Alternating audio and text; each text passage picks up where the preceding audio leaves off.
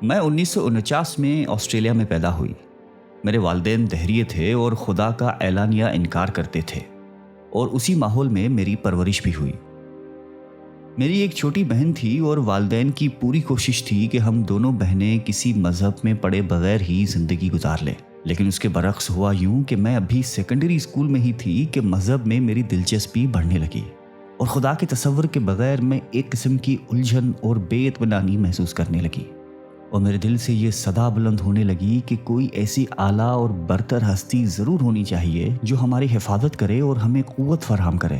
لیکن حالات اور ماحول کے پس منظر میں میرے دل کی یہ آواز دب کر رہ جاتی تھی۔ تاہم جب بھی میں گرد و پیش کا جائزہ لیتی، مجھے اپنے والدین کے علاوہ اس معاشرے کا ہر شخص اداسی اور تنہائی کی دھند میں لپٹا ہوا نظر آتا۔ سچی مسرت شاید ہی کہیں نظر آتی تھی۔ 14 سال کی عمر میں میں نے ایک ادارے میں ٹائپسٹ کی حیثیت سے ملازمت اختیار کر لی اور فارغ اوقات میں ایک کمرشل ووکیشنل اسکول میں بھی داخلہ لے لیا۔ عمر کے اس حصے میں بھی سب لوگوں کی طرح آرام و راحت اور تفریح کو ہی مقصد حیات سمجھتی تھی، اور انہی مشاغل میں مبتلا ہو گئی جو ہمارے معاشرے کا طرز و امتیاز تھا۔ دراصل عیسائی مذہب اپنے قدروں کے اعتبار سے غیر معمولی اور انحطاط میں مبتلا تھا، اور مادیت کے مظاہر چاروں طرف اس بری طرح چھا گئے تھے کہ کوئی فرد اس سے متاثر ہوئے بغیر نہ رہا تھا۔ لیکن میں اسے اپنی خوش قسمتی ہی کہوں گی کہ ان سب کے باوجود میں نے ذہن کے دریچے کھلے رکھے اور عیسائیت کے بارے میں معلومات حاصل کرنے کی کوشش کرتی رہی، لیکن افسوس کہ یہ مذہب میرے شعور و وجدان کو مطمئن کرنے میں قطعی ناکام رہا۔ چونکہ میں نے دہریت اور انکار کے ماحول میں پرورش پائی تھی، اس لیے میں ٹھوس عقلی ثبوت چاہتی تھی۔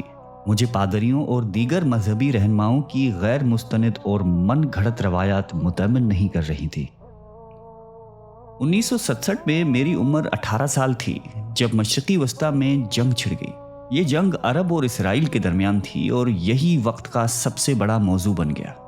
قدرتی طور پر میرا ذہن بھی اسی سے متاثر ہوا اور بے اختیار جی چاہا کہ عربوں کی تہذیب اور کلچر کے بارے میں معلومات حاصل کی جائے اور دیکھا جائے کہ ان کے مسائل کیا ہیں، یہودیوں سے ان کے اختلافات کی بنیاد کیا ہے اور ان کے طرز حیات کی کیا خوبیاں اور کیا خامیاں ہیں۔ چنانچہ میں نے مختلف کتب خانوں سے رابطہ کیا اور پہلے عربوں کے بارے میں مطالعہ کیا، پھر اس حوالے سے اسلام سے متعارف ہوئی۔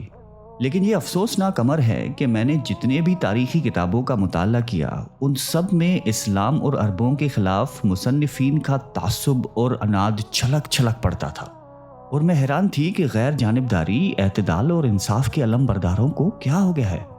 آخرکار اللہ تعالیٰ نے میری مدد کی اور میں وینا میں ایک مسلم کلچر سوسائٹی سے رابطہ کرنے میں کامیاب ہو گئی، اور یہاں میں نے اسلام کے بارے میں خود مسلمانوں کی لکھی ہوئی کتابوں کا مطالعہ کیا، اور مجھے یہ جان کر بے حد خوشی ہوئی کہ اسلام تو محبت اور مساوات کا مذہب ہے۔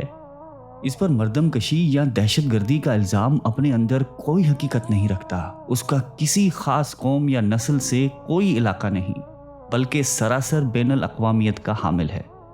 مجھے اسلام کے اس پہلو نے خصوصی طور پر بہت متاثر کیا کہ اس مذہب میں رنگ و نسل اور علاقے کی کوئی تفریق نہیں، اور اللہ کی نظروں میں وہی شخص عزت کا حامل ہے جو اس کی الوہیت اور حاکمیت کا زیادہ شعور رکھتا ہو۔ حقیقت یہ ہے کہ اسلام اخوت، باہمی رواداری، محبت، اپنائیت اور ایثار و اخلاص کے جن اعلیٰ قدروں کا امین ہے، عیسائی معاشروں میں وہ ناپید ہیں۔ یہاں تو ایک ہی مذہب کے پیروکار گورے اور کالے ایک گرجے میں مل کر عبادت بھی نہیں کر سکتے، بلکہ ایک ہی رنگ و نسل کے امیر عیسائی اور غریب عیسائی ایک ہی گرجے میں الگ الگ درجوں میں عبادت کرتے ہیں۔ اور یہ اس طرح کی بہت سی خوبیاں تھیں جن سے متاثر ہو کر میں نے 20 سال کی عمر میں یعنی 1969 میں اس وقت اسلام قبول کر لیا، جب وسیع اور ٹھوس مطالعے کے بعد مجھے اطمینان ہو گیا کہ اب میں ایک بامقصد اور مفید زندگی گزار سکتی ہوں، اور یہ کہ اسلام بیک وقت انسان کو روحانی طور پر بھی آسودگی بخشتا ہے اور ایک حسین امتزاج کے ساتھ اس کے مادی مسائل میں بھی صحت مند رہنمائی عطا کرتا ہے۔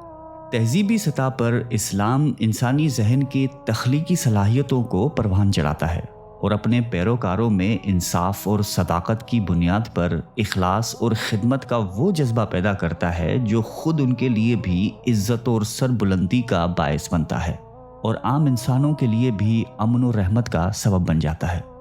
میں اس حقیقت کا اعتراف کرنا چاہتی ہوں کہ اسلام نے میری زندگی کو یکسر بدل کر رکھ دیا۔ میں مایوسی، بے سکونی، احساس تنہائی کے اس غیر معمولی کیفیت سے دوچار تھی جس سے یورپ کا شاید ہی کوئی فرد محفوظ نظر آتا ہو۔ اسلام نے مجھے اس صورتحال سے نجات دلا دی اور اسلام کے حصار میں آ کر میں پہلی بار سچی مسرت اور لازوال سکون سے آشنا ہوئی۔ یوں لگا جیسے صدیوں کی پیاسی روح ٹھنڈے میٹھے چشمے پر پہنچ گئی ہو۔ اس احساس نے مجھے اسلام کا شیدائی بنا دیا اور میں مسلسل اسلام کے بارے میں زیادہ سے زیادہ معلومات حاصل کرنے کی کوشش کرنے لگی۔ اور یہ بھی خالص اللہ کی عنایت ہے کہ میری شادی افغانستان کے ایک طالب علم سے ہو گئی جو وینا میں زیر تعلیم تھا۔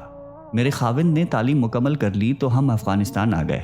اس وقت میرا ایک بیٹا اور ایک بیٹی تھے، اور الحمدللہ اس وقت سے لے کر آج تک میں مسلمان کی حیثیت سے کامل اطمینان کے ساتھ اسلامی اصولوں پر کاربند ہوں اور متمن ہوں۔ تاہم میں یہ ضرور عرض کرنا چاہتی ہوں کہ ہم دنیا میں جہاں کہیں بھی ہوں، مسلمان اکثریت کے ملکوں میں ہوں یا غیر مسلموں کے درمیان زندگی گزار رہے ہوں، ہمیں مسلمان کی حیثیت سے اپنے اعمال اور کردار کا تنقیدی جائزہ لیتے رہنا چاہیے اور اپنی کمزوریوں اور کوتاہیوں کا محاسبہ کر کے انہیں دور کرنے کی کوشش کرنی چاہیے۔ اس حوالے سے میرا تجزیہ یہ ہے کہ عام مسلمان معاشروں میں، چاہے وہ یورپین فکر و تہذیب سے متاثر ہوں، اسلام کا محض ایک رسمی اور سرسری سا تصور نظر آتا ہے۔ صاف محسوس ہوتا ہے کہ انہوں نے اسلام کو شعوری طور پر سمجھا ہے، نہ اس پر عمل کرنے میں وہ سنجیدہ ہیں، اور جو کچھ ہے وہ محض زبانی جمع خرچ ہے۔